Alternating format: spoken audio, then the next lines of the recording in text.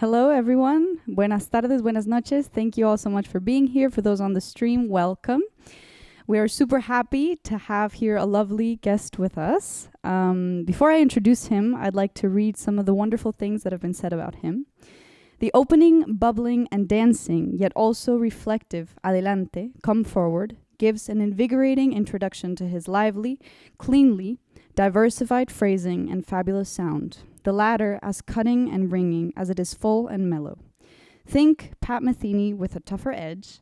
I can't help but think that Chick Corea would have given the warmest praise to this American release of beautifully crafted original music from the electric guitarist and Latin specialist Neff Irizarry. That is Mike Tucker from the Jazz Journal, the UK. All right, a highly talented composer, guitarist, author, and educator specializing in Latin and contemporary jazz, Neff Irizarry follows in the footsteps of Jim Hall, Pat Metheny, and Steve Kahn. His unique blend of progressive Latin jazz displays Puerto Rican sabor and a Nordic cool called sisu, featured in the European Real Book. Neff has joined the ranks of the most esteemed European composers of jazz, and with his works, Contemporary Latin Jazz Guitar Volume 1 and Volume 2 solos, Neff has provided the most comprehensive books on Latin jazz guitar ever written.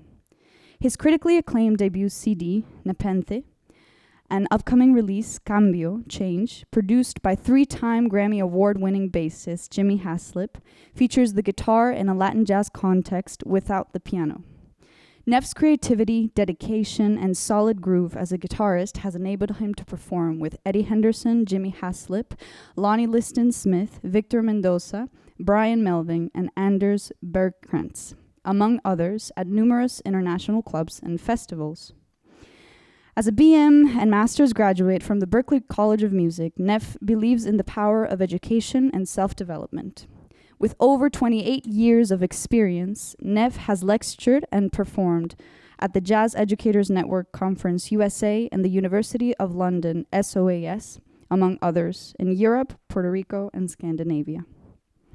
Celebrating the legacy of guitar and vibraphone, a vibrant Latin jazz journey, Cambio, Change, pays homage to the timeless union of vibraphone and guitar, celebrating the legendary bond forged by artists like Cal Shutter, Hank Gargland, and Gary Burton. Rooted in Irizarry's Puerto Rican heritage and Scandinavian influences, this album showcases his Afro-Cuban Latin jazz guitar style, shaped under the mentorship of Grammy-nominated guitarist Steve Kahn. With an ensemble featuring three-time Grammy-winning bassist Jimmy Haslip, virtuoso vibraphonist Martin Fabricius, and talented percussionist Ricardo Padilla, Cambio, Change, promises an extraordinary fusion of Latin rhythms and soulful melodies. Irizarry's dedication to preserving this musical legacy and infusing it with fresh energy ensures that Cambio, Change, will be a vibrant addition to the Latin jazz genre, honoring the past while propelling it into the future. Join us on this remarkable journey of change and musical evolution. Without further ado, I welcome to the stage Neff Irizarry.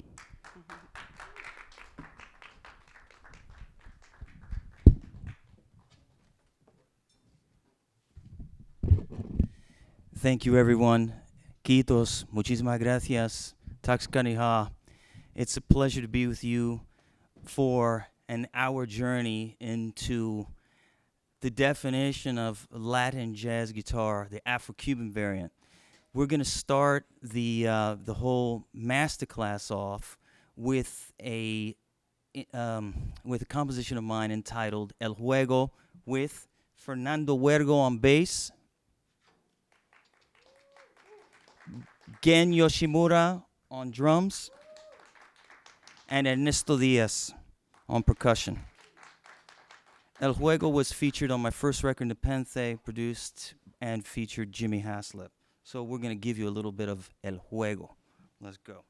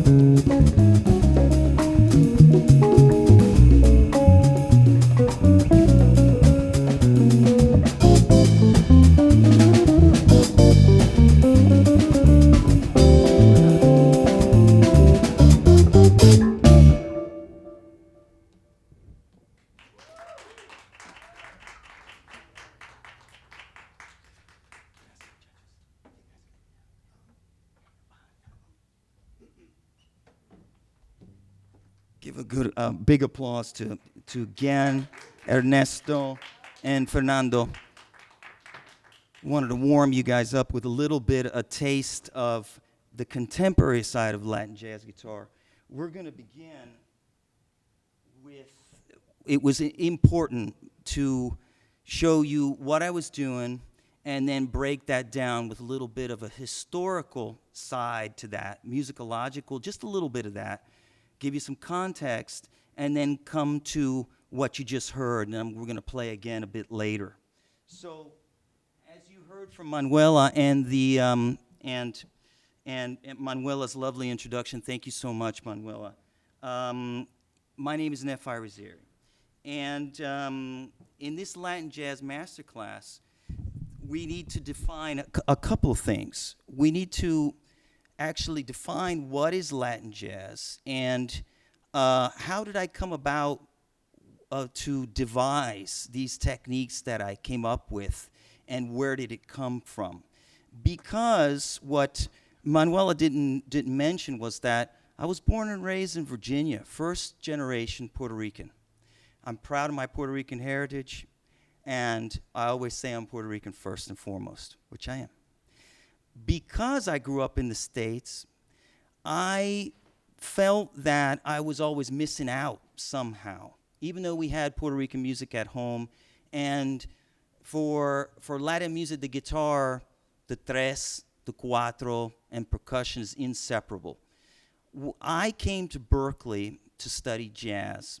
And along the way, what had happened was that I felt that I needed to satisfy my identity as a person to bring to the audience and the people and to the world what is really me, to define myself. So from my love of jazz, I started getting and researching in depth into Latin music, which I started here under Victor Mendoza, and I continue with Steve Kahn, opened my eyes really, and then I had the great pleasure of playing with Julio Romero, the bass player of La Fania and Rey Barreto Indestructible.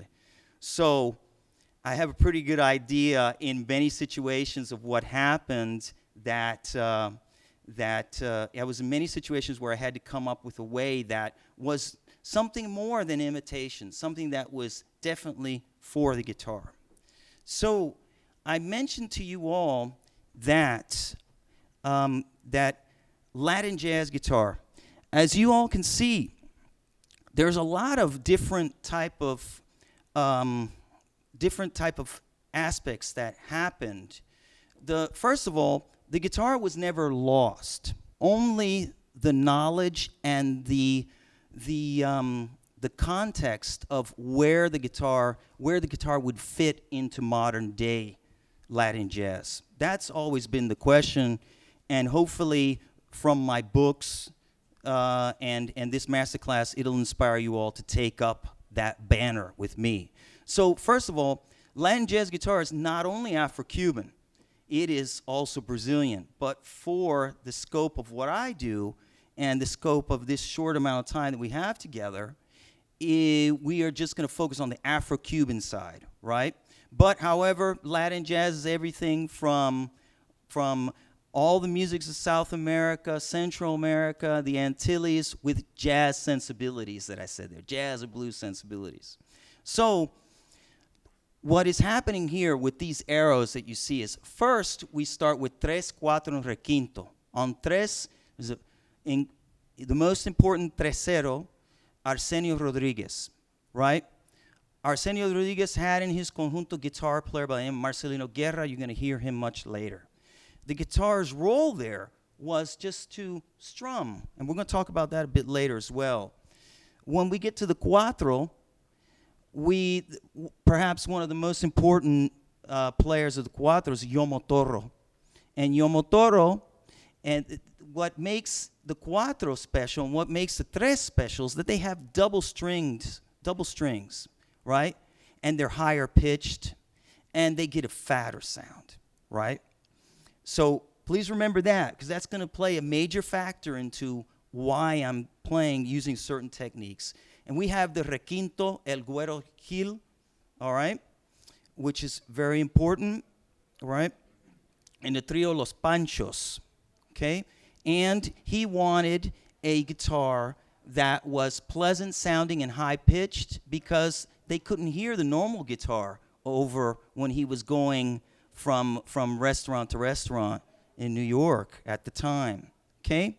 So the arrow going to the piano is perhaps the one that really killed the guitar's fate.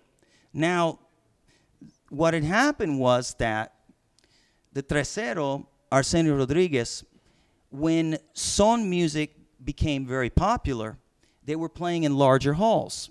Well, in those days, there wasn't any amplification. And if there was, it was extremely dodgy, right? So he had to opt for the piano because it was larger and could be heard for a big hall to make everyone dance. So the guitar was relegated to its folkloric roots and still used in these conjunto groups, right? Okay? So we have from the 40s and to the present the dominance of the piano, which is fantastic. I love piano. That's great. The piano takes from the tres, cuatro, and requinto, all of these guajeos and montunos, which I'm going to focus on today, right, are all derived from the tres and the cuatro. The bass and the percussion are important here because the main underlying rhythmic concept of clave and cáscara, which we would need another masterclass to talk about, those govern how we're going to play when we're soloing and when we're playing these guajeos and montunos as well, all right? So that's completely important. And also with the bass, the tumbao, when you're playing guitar in a duo, you got to play those tumbaos, those bass lines as well, okay?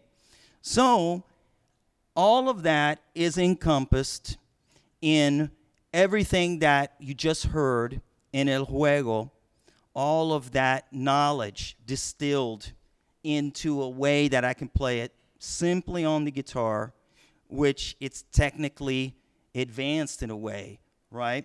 Well, not in a way, but it is actually technically advanced, right? And all of that is featured in my two books, Contemporary Latin Jazz Guitar, and there's methods.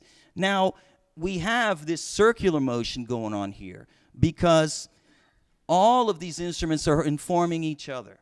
When I'm playing with the piano player, because I know what the piano player played, and I know what the tres is playing, or the cuatro, and I know the piano player is getting that same influence, then I'm playing something different so it fits with the piano.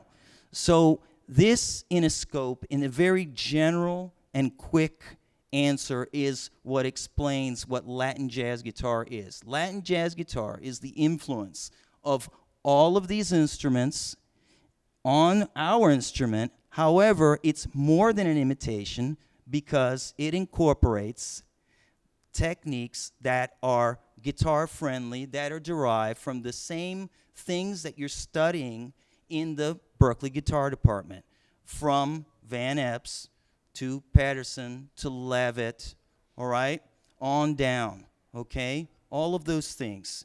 And I'm a product of the Berklee curriculum, so why not, right? Okay, so you remember that I mentioned, well, Neff, you mentioned that the piano took over. Well, during the 50s, right, when the amplifiers were a lot more reliable, the pianos weren't so reliable because they were out of tune. There's stories that Herbie would have to go ahead of time with Mongo Santa Maria and go tune the piano before they played. So we have a few arrangers, composers, right, and band leaders that wanted a different sound. So we're going to listen to 3 guitar players that are employing different types of techniques, all right?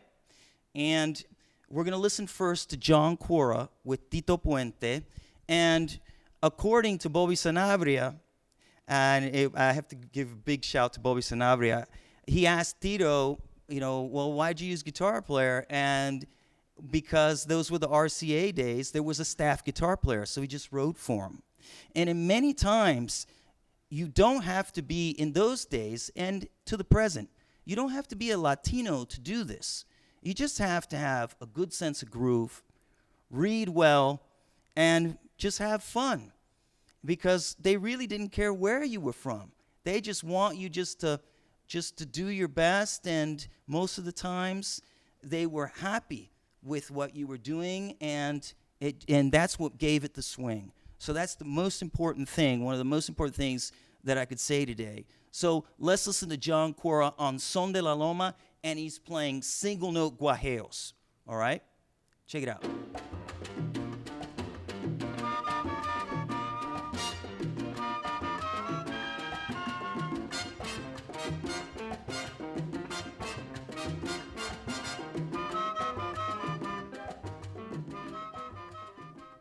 Okay, and that was big band sense, right?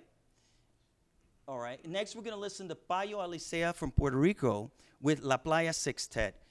In this example, Paul Alicea is playing drop 2 chords, right? Playing block chords there in the middle, on the middle 4 strings, and he is front and center, the soloist, right?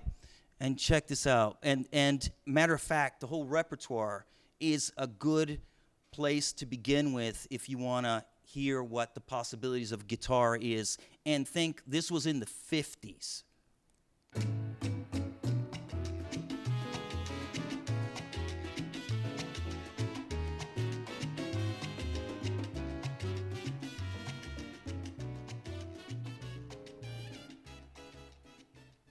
Great. Next will be Sonny Henry, our only African-American guitar player here.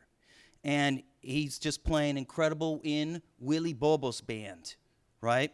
So this is 3 horns and Willie Bobo and a bass player and a conguero and Sonny Henry keeping the harmonic groove going. Check this out.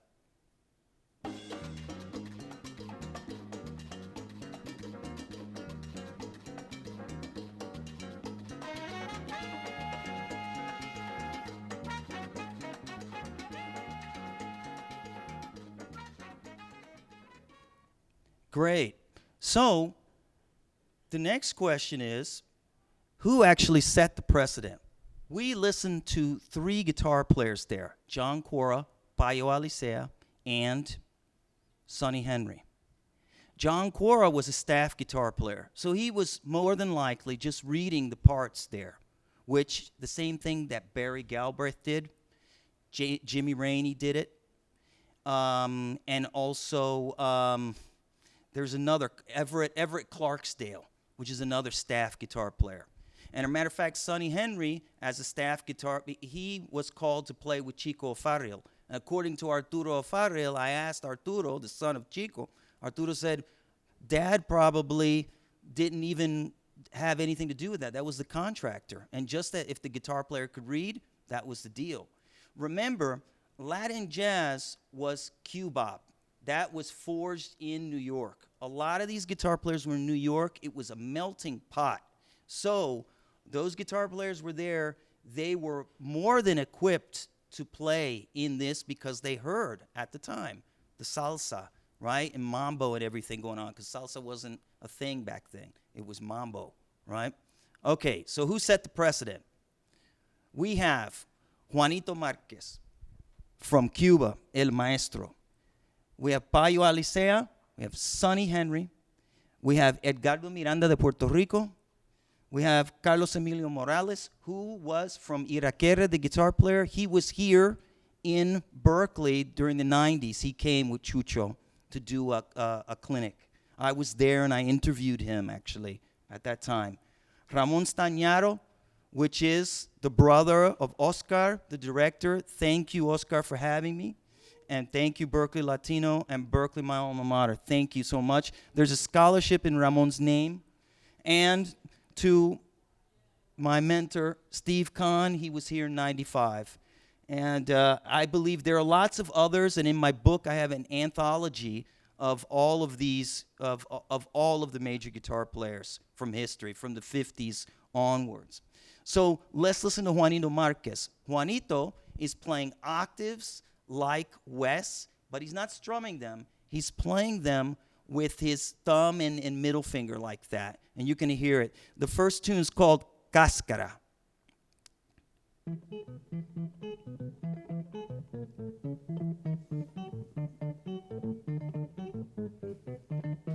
Now, Juanito is famous for Miami Sound Machine, Mi Tierra, Gloria Estefan. He has a great body of work, incredible. And he's still alive. God bless him. All right, next is Payo Alicea on Coco Seco. Playing single note guajeos.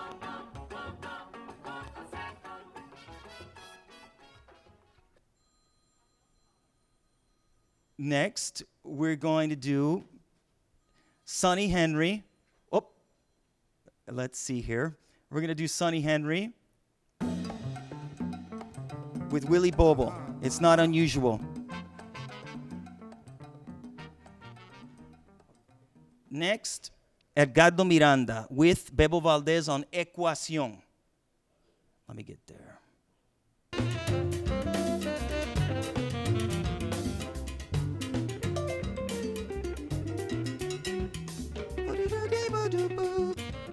Right? Yeah. Leading flat 7 there, right? All right, guys. And then now Carlos Emilio Morales on Estela Va a Estallar, which is a contrafact on Stella by Starlight, right? Yes. Mm-hmm.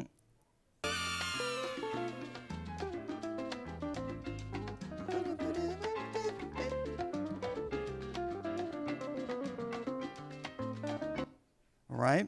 And then next, Ramon Stagnaro on a Margot Ray record, and it on Angel Eyes. All of these solos are in the books, these excerpts. You got full transcriptions, all right?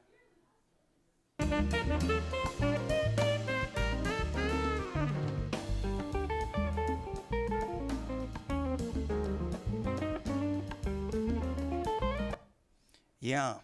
Next, the one and only Steve Kahn.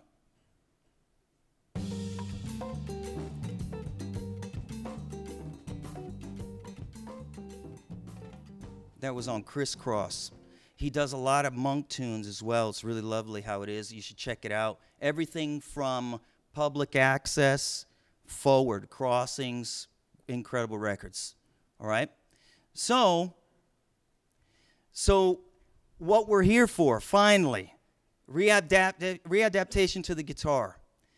When I was studying here, there was, Victor was giving me things to check out, and I was transcribing, and like I said, during that time, Steve Kahn was here, and I was interested in this, in this way of playing the montunos.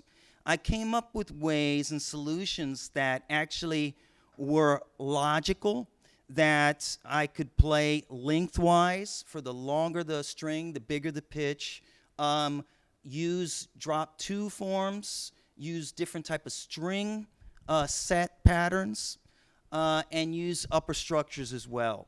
These are things that are based on precedent that were already established by our guitar forefathers, established by guitar players within Latin jazz, because they're, like I said, Latin jazz is cubop and jazz mixed together. So they had jazz sensibilities. And the jazz sensibilities are on display in Volume 2 solos, right? So what I did was I took all that information, I compared and contrasted, and I put it in a way I thought, okay, how does this really relate to what we're doing and what we're taught in normal guitar pedagogy? So I came up with what are actually the roles for the guitarist in Latin jazz. So as an accompanist, that's just strumming, chigigit, chigigit. The guajeo or the montuno, right, which they're synonymous, One comes in the middle section, is usually the montuno, right? And the single note line is usually the guajeo, right? The ensemble instrument, as an ensemble instrument, where you have a part. For instance, I mentioned Chico O'Farrill, Claire Fisher. If we had more time, I can show some lovely pieces with Claire Fisher. Yeah. And Willie Bobo. And then as a soloist. And when you're a soloist, a lot of people think, a lot of guitar players think, okay, I just got to play harmonic minor. And on the contrary, it's not just harmonic minor. As you heard on some of this, it's melodic minor. And even in 1940, Arsenio Rodriguez, if we had more time, Arsenio Rodriguez, I could show you where he's playing Lydian flat 7 over a D vamp and over a 1 minor 5, 1 minor type of typical jam progression. He plays melodic minor on the 1 minors. When he gets to the 5, he plays harmonic minor, and then he comes back. There's even some crazy things where they have tritone substitutes as well with La Playa Sextet. All that information is in that second book, right? But for the sake of today, because I know you want to know how I do it, I'm going to show you those guajeos and those montunos, what I'm actually doing, how I'm thinking, right? Okay, so we're going to listen. Rather than me play this, I want to honor my forefathers, and I'm going to play for you now Dime la Verdad, a little bit of it. Nelson Gonzalez on tresista from Puerto Rico. He's in New York. And Marcelino Guerra, which was the guitar player of El Conjunto with Arsenio Rodriguez. And as you can see, what he's playing is basically the basic comp there, right, for son. Well, let's check it out.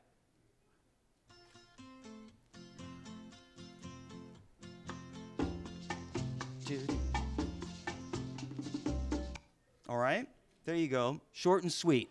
So if you're in a comping situation and you're unsure what you're gonna do, then what you're gonna do is that you can comp that way.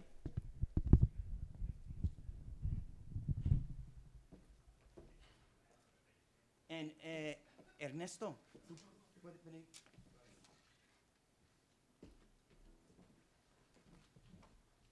Y tócame una marcha, porfa.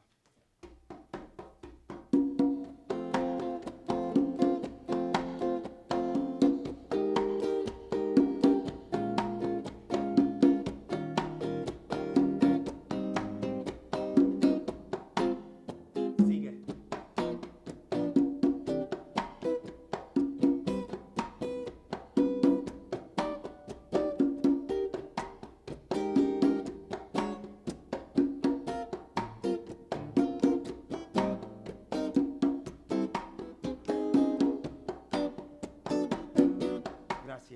So what I did there was I started with that traditional comp.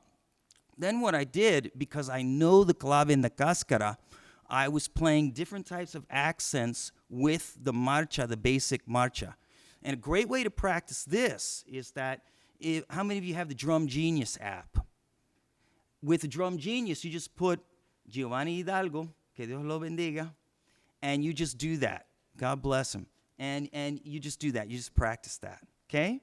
It's fantastic. And that is a good thing. Usually in a big band setting where there's a piano player, I'm always strumming something. If there's no percussion to pick up, then what I would do is just strum different things like that, or just play octaves, because you don't want it to be too, you don't want to fill up too much. You want to leave some space. In that place, remember the second slide, the third slide actually, where we would take more of the percussive role there. So it's important that I stress that if you want to learn how to do that on guitar, do this properly, you should know how to play percussion to a certain degree so you can understand. And matter of fact, Tal Farlow, I asked Stephen Roshinsky about this. I said, hey, one time you told me that Tal Farlow used to do the bongo on guitar. Where'd that come from? Roshinsky had told me that Tal had said that he was in Philly and he heard some Puerto Ricans playing. and he just applied it, right?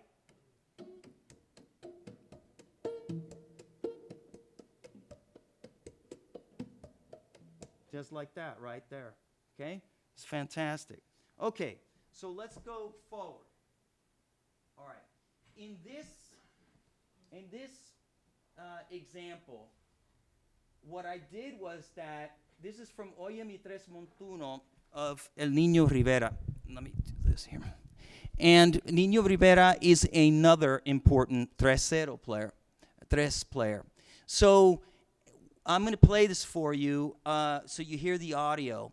And what I did was that this would be something, if we had a tres player here in the house, the tres would play his line. And then what I had done was that I harmonized the line that's rhythmically, here you can see the alignment with the clave, everything going on. What I'm employing is an octave, because the tres has double strings, right? Double string courses.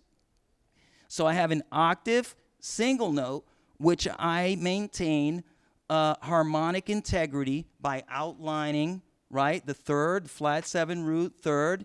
I anticipate, because you're supposed to do that with the cascara.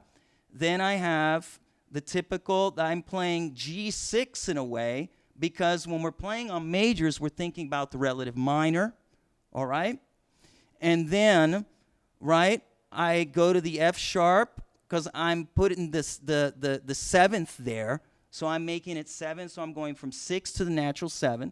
I'm anticipating the 7th of the A7, right? So I'm not playing the A there until I get to beat 2 in cut time that we're in, and then I don't even play the 3rd again. I'm playing the 5th and the 7, anticipating the 3rd, and then I have a little bit of a cluster to make it a little bit different, right? I have a cluster, an octave, a cluster, and an octave, right? Okay, let's listen to this, and then I'll play it slowly on the guitar so you can see how I do it, okay? Great.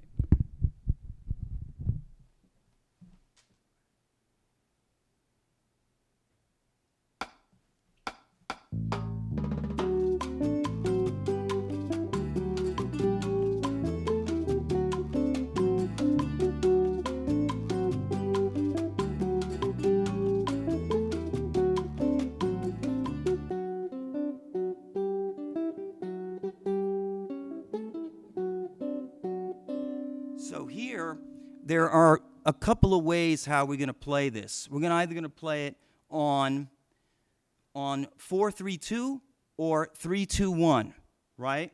So if I do my own thing, it's important that we have an octave. And we can't do octaves the whole time because that's too busy. And that is technically not so comfortable for the guitar player, right? So I came up with a compromise of, right? So we have the octave in that. I could have done it from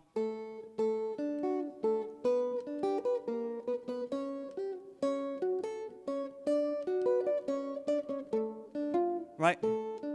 Right? There we go. So I'm going D.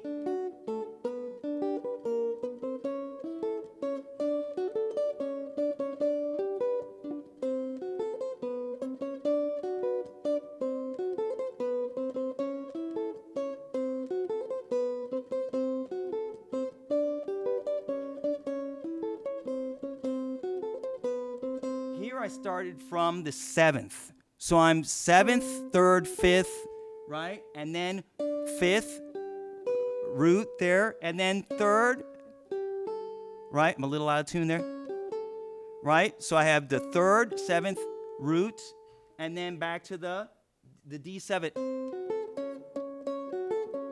And I have to voice lead, so I couldn't go back down again, right? So that way. Okay, so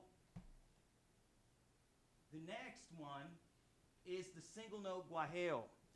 This is very conducive. I was just in a class and I mentioned that the single note guajeo is only good if you're in a big band, because it takes away, if you have a soloist, it takes away from what the soloist is really doing, right? In this way, what you're going to be doing is you need to have this specific rhythm, and you need to be able to have the harmonic integrity of what's going on with each chord quality that you're at.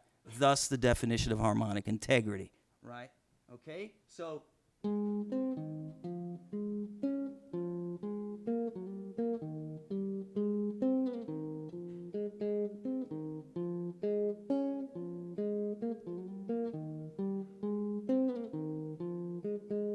Right? That. So you can do that through the whole song. And that's great if there's horns and things and a piano player. Okay? Then, the next thing is string pairs. So string pairs is even simpler, is the next best thing if you're like, wow, Neff showed it this way, but I'm not really there yet technically. So you take your basic chord forms, and then what you're going to do is you're going to play 1 and 3 and 2 and 4. That's what I mean by string pairs. So in here, I'm going, and I'm using some upper structures here.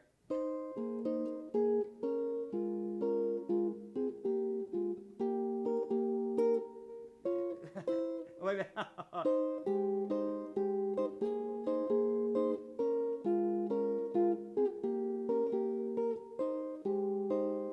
Right? You can do that, because I wanted to do this.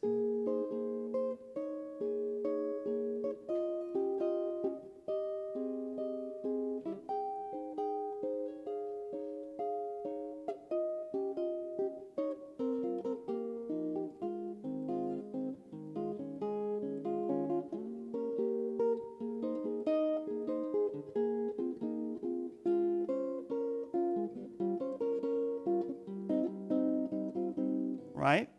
So there you go. So we're getting close to what I was doing on El Juego. All right? Okay.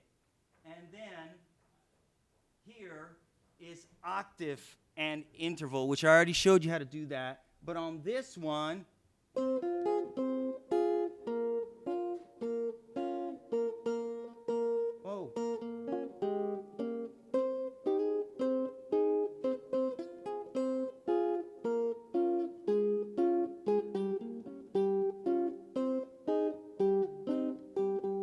right?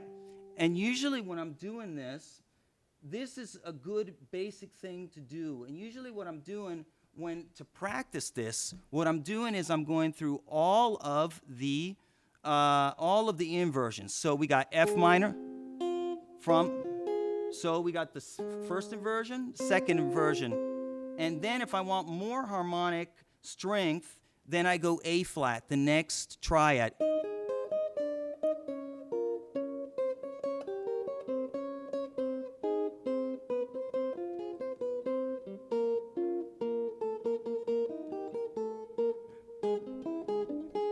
Right?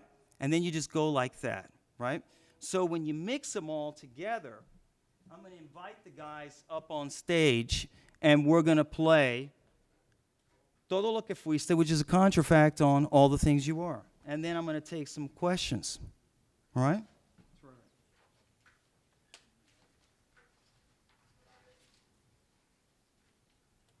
And I have the music there. You can follow along. There's an intro that is not there, but nonetheless, all right? Okay. So this will be, so what we'll do is I'll play the head once, and then I will solo, and then Fernando Huergo will take one chorus, and you'll hear me comping like that, employing all of these little ideas like that. Okay?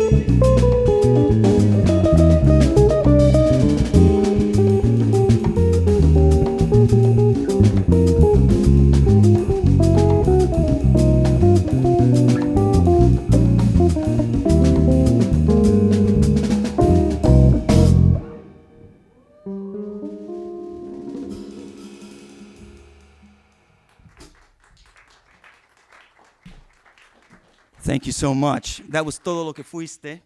Now we have some time for some Q&A, and I'd like to open up the floor. Do you have any questions or comments, or anyone? Yeah, a lot of the techniques and montunos and those devices you were showing, can you play those with the piano, or is that the answer? You can play it with the piano. Basically, when you do that, then you have to have a good handle on the harmony and know if you work out certain things, then you can layer them properly. And you have to use your ears, of course. Usually, the easiest thing is when the situations with the piano, you would play octaves, and then if it's a basic 1/5, then if you're playing the upper structure or you're playing a different inversion, there won't be many clashes. Usually, the great piano players that I've played with, where I was doing a montuno as well, it's always worked out. So, and then if in doubt, if you feel that there's an issue with the piano player, you can always revert back to the other roles that you're reinforcing the conga, or you're playing a single note, or strumming. But usually, if you go for it, and the thing is that if you go and you play montuno, you stick with it, because you need to have the practice and the experience to build up to feeling comfortable. So if you feel that you're in the situation and you want to do it, just do it. Just do it, and just be informed, and just have your ears wide open. And usually the piano player, in all comping situations, when there's two compers, they're going to use their amazing musicality to make up for any shortcomings, for sure. Would the conflict be more rhythmic or more harmonic? More harmonic they would be, yeah. But if you don't know about the clave and cáscara, it could be rhythmic as well. Yeah, it could be. It could be. Because there's many occasions in talking about rhythmic density and rhythmic conflict. In many occasions when jazz musicians are playing in jazz musicians playing in Latin music, you can play a straight 8 line, right? However, if you do not accent, you'll be correct, but if you don't have the accents, it will not sound authentic, because you're not accenting to the cáscara or to the clave, which is very important. Can you play the clave for me? Yeah? 1, 2, 3. Pa, pa, pa, pa.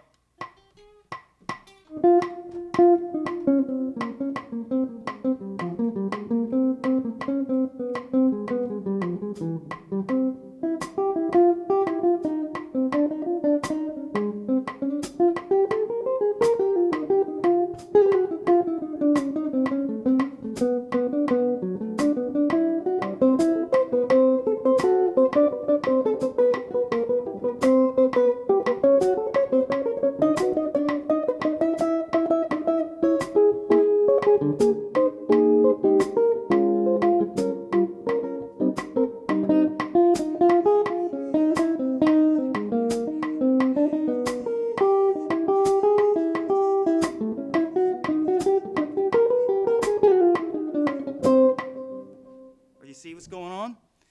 And usually when the teachers say, okay, you're going to play with clave, learning how to play with clave is difficult. However, if you play with cáscara, can you play the cáscara for me? So, en, dos, tres. Un, dos, tres, cuatro. Oh, sorry. Ta, ta, ta, ta, ta, ta, ta. Yeah. 1, 2, 3, 4.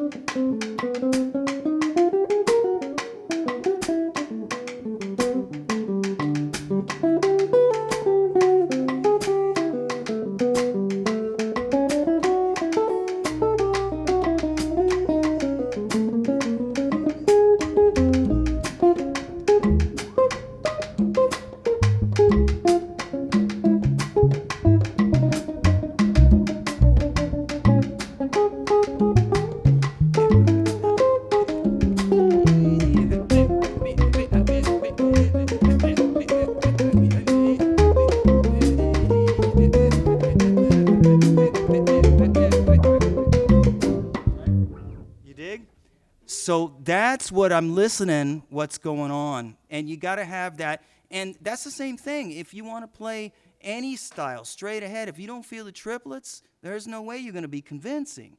So any style, you got to have that rhythmic. The ability to play in time is highly underrated. Right? You know, it really is. With rhythmic density and being specific. This is this thing that listening to your fellow musicians, leaving space, and knowing where to accent. So I hope I answered your question. Yeah. All right. You had a question? Yeah. It was about the montunos. Yeah. You go through the inversions, and you mentioned something about going to the next triad pair. Does that mean when you're playing like a montuno, it's just a triad, or? Yeah. So what I'm doing, you've got two ways of doing it. If you do the first part, would be, like I said, doing a basic chord. So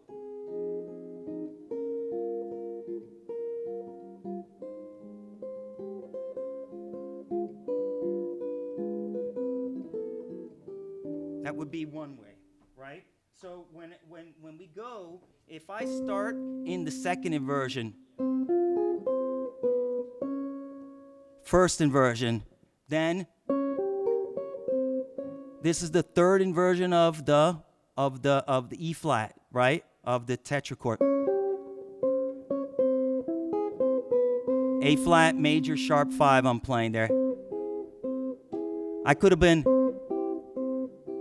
have played just as long as I have the sharp 5th, and I'm playing a C over the A flat. Then if I'm here, I'm going to stay on the third inversion of the D flat.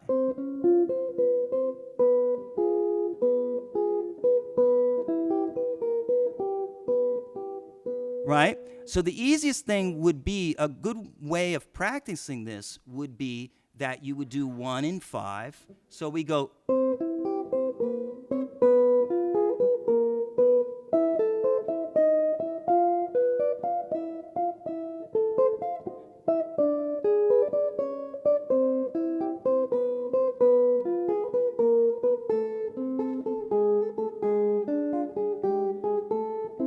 Usually what I do when I'm playing on the 1, I do like Pat Martino. I say 1 major, I'm thinking 6 minor, right? Okay? And then if I want it even more spicier, like, okay.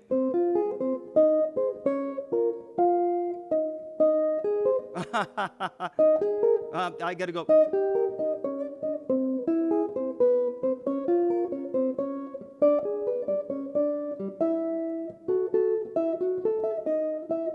Which is the Lydian, right? So sometimes I'm doing that, and you have to have a good sense of the upper structures and hearing the chord at the same time, right? Okay? So basically voice lead, and you could have gone. Usually it doesn't change. If I wanted to do that and more something that would be out of the way of the soloist, then I would start here, right?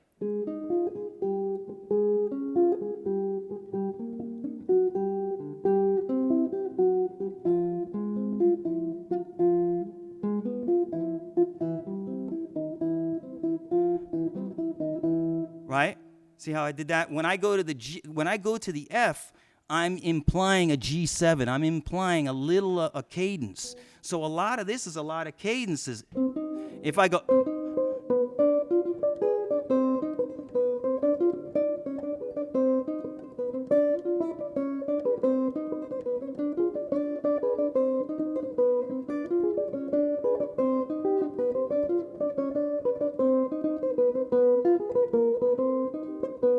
right? So I'm going one like that. So it's important that you have a melody there, because a lot of guys think, oh wow, why would I play this the whole time, just the same? And I'm never really playing the same thing all the time. I'm trying to change it up, and that came out of my performative experience. Because I tell you, when I was playing in these salsa bands, it was 2 sets or maybe even 3 sets, and there were a bunch of dancers. And when there are dancers there as a guitarist, and you have to do something like that, man, you got to keep the groove. It's all about the groove. You got to be a solid citizen, like Jimmy Haslip says. You got to be a solid citizen and keep the groove up.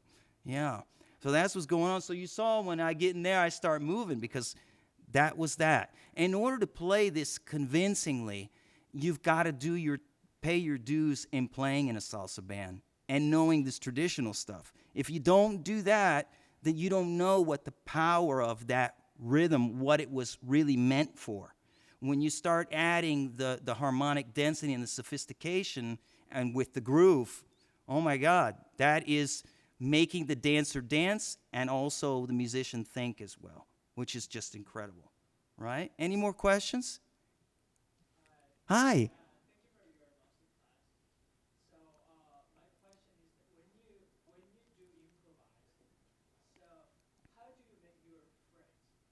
My phrase, oh, that's a good question, because it depends. Well, my phrases are informed by the many transcriptions that I've done. So I either begin the phrase, I always start the phrase either with clave or on the positive side. Positive side of playing with clave is landing, right? So I have to have phrases that have not only positive, that agree with the clave or the cascara, but also are neutral, that do not line up at all, okay? So it can be that I'm going to anticipate, right? Because usually you anticipate the last part, right? Or you play on the pa, pa, pa. Di ba do bu di bu do bi ge da di ga do bi di ga di ba di do di da bo di go bi ba di bo. Right? Okay? So what happens is that let's play a little bit of the A section, and I'll demonstrate. 1, 2, y 1, 2, 3, ya.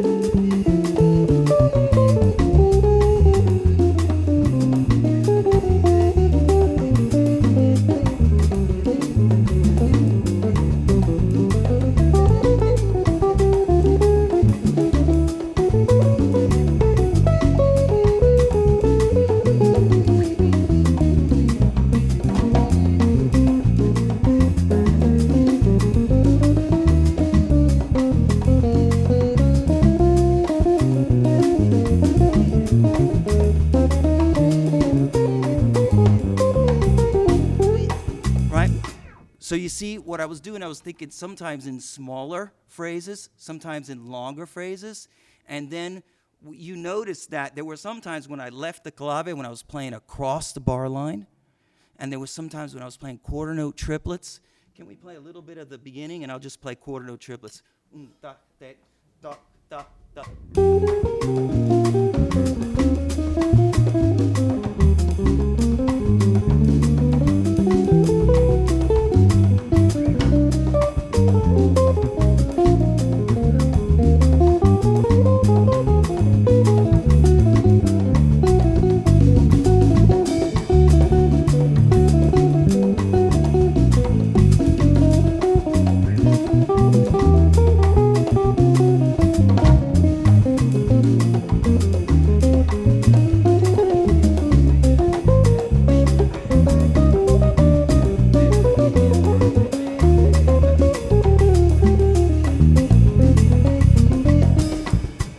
So do you notice the tension it was when I was just playing quarter note triplets the whole time? And then when I came back in clave, you feel that it was like a vacuum straight into the groove. And after a while, I can feel it with the guys. I'm like, come on, please. Come back to clave, please. You know? It's an unwritten thing. It's like, man, playing clave, porfa. You know? Right? It's like you're swinging and you're not playing with the ride cymbals. Like, hey, man, come on. Come back. Right? So the same thing. It's really, really important, this being able to play time. You got to play time as well as that harmonic integrity. So that's what I was doing. And the phrases, in my second book, I go into that. I dissect all of these famous solos and show you what is the most important vernacular, whether you play in groupings of 7, how you anticipate, how you play intervallically. I mean, everyone from George Benson to Edgardo Miranda, to Steve Kahn, to Kenny Burrell. You can find them all playing in clave, and they're all playing perfectly, right? So you can do it too. It's just a matter of how are you feeling, what you're hearing, and adhering to the ideas you want to develop. So it could be 2-bar phrases, it could be 4-bar phrases, could be even more, but you got to have contrasting rhythm in a simple way. I hope I answered your question. All right. How does Latin music treat 3/4, 5/4, 7/4? Oh, that's a different thing altogether. Is that commonly found or less? Well, it is with the modern stuff. Yeah, it is. It is. But I'm going to leave it at that. I'm not going to do it now. But then you would change the clave. And there's some good books on that. And yeah, you would make it either longer. Yeah. In 3/4? Well, in 3/4, that would be a 6/8. Right? Ding, dong, stone, thick, and stones, the ding, stone, stone, thick, and think, ding, thick, thick, thick. Can we play this in 6/8? 1,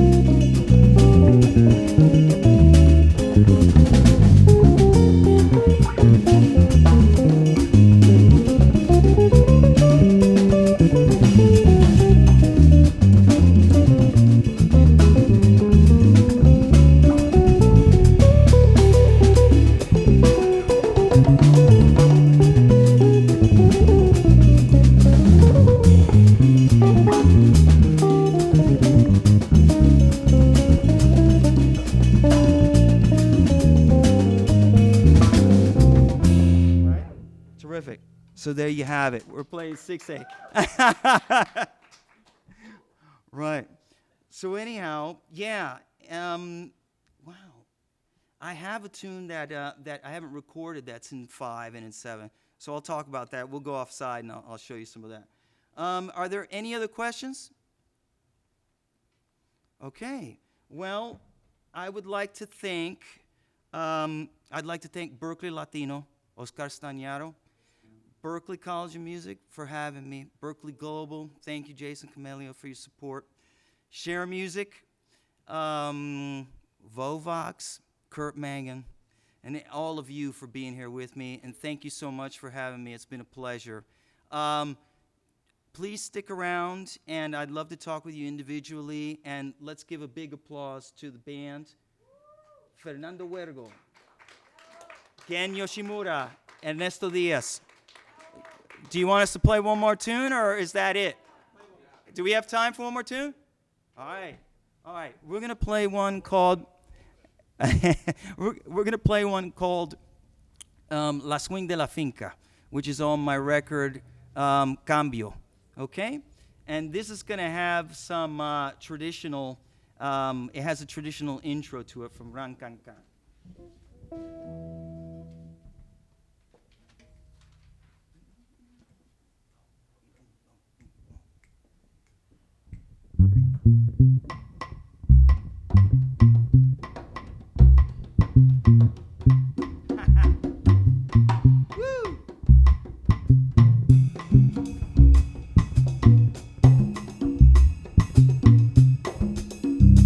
Como mi ritmo no hay dos.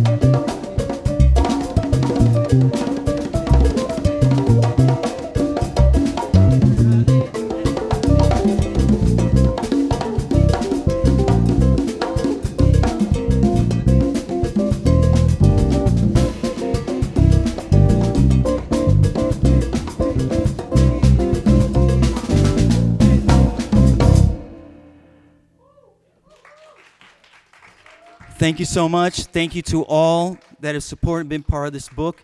I look forward to being back again. And please be inspired and keep in touch. Thank you so much, and have a good night.